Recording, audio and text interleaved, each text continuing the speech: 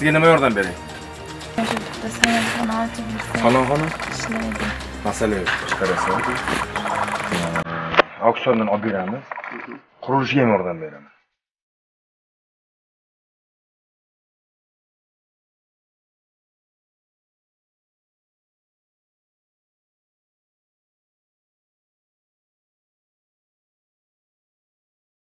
Nima bu hovliga qarang. Qachon oxirgi marta supurgi tegan bu hovliga?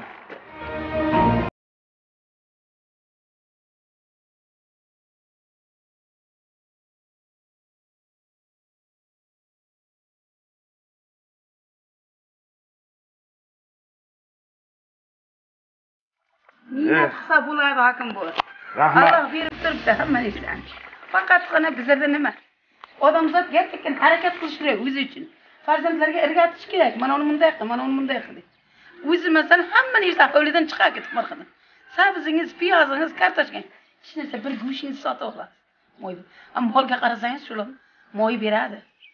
Zehir savol. Ajr o'zini o'zi odamzod qirillash kerak. Ha deb men kam ta'minlagan o'ylaman. Voy domkamga bor. Hokim yo'q, u kerak emas. Harakat qilish kerak.